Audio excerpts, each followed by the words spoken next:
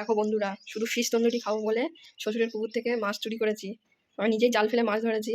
তা ভেবেছিলাম দুটো মাছ ধরবো, তা একটা পড়েছে মাছ। কি আর করা যাবে, আমি আর আমার বর দুজনে ভাগ করে খাবো। তা মাছটা কিন্তু অনেক বড়, ক্যামেরা ছোট লাগছে। 700-800 হবে, এমনই হবে মাছটা। তখন তন্দুরি করবো, রেসিপি শেয়ার করবো, ঠিক আছে। মাছটা এইভাবে কেটে নিয়েছি ছুরি দিয়ে।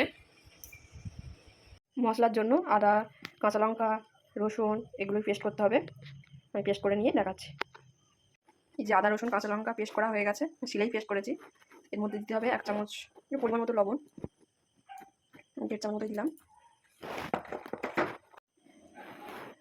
একটু হলুদ,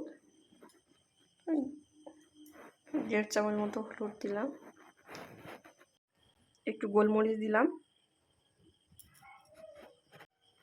গুঁড়ো লঙ্কা দিয়েছি 1 চামচ মতো। এখন দেবো কাশ্মীরি লঙ্কার গুঁড়ো, একটু লাল লাল ভাবটা আসবে। এখন দেবো তন্দুরি মশলা। দেবো একটু বেশি করেই দেবো, 2 চামচ মতোই দিলাম। এবার দেবো সর্ষের তেল।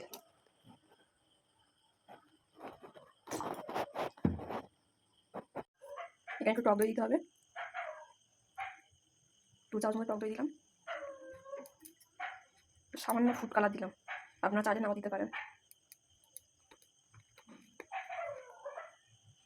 আর লেবুর রস, গন্ধরাজ লেবু। ভালো করে মাখিয়ে নিতে হবে। মশলাটা ঠিক এরকম কালার এসছে, লাগিয়ে নিতে হবে।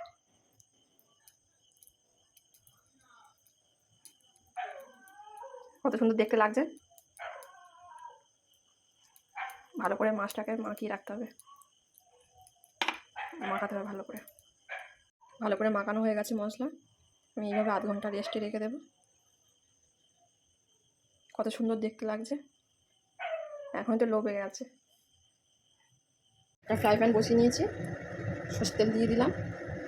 জানি না ফ্রাই প্যানে ধরবে কি না, ফ্রাই প্যানে ধরবে না, ফ্রাই প্যানটা ছোটো হয়ে গেছে। তেলটা একটু গরম হোক। আধা ঘন্টা পর ফিরে এলাম, ফ্রাই করবো। কত সুন্দর লাগছে। এবার তেলের উপরে দিয়ে দেবো।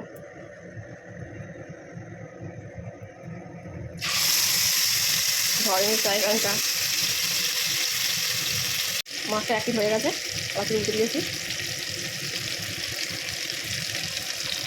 আবার একটু মশলা নিয়ে আবার ভালো করে দিয়ে দিতে হবে গায়ে লাগিয়ে।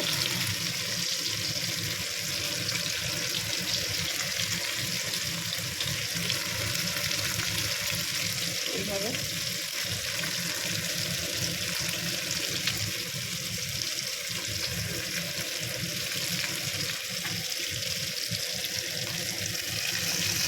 আবার এক পিঠ উল্টে দিয়েছি, দিয়ে আবার এই পিঠে মশলা লাগিয়ে নিতে হবে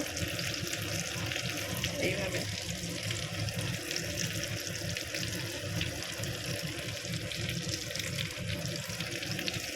দেখো বন্ধুরা, আমার ফিশ তন্দুরি কমপ্লিট।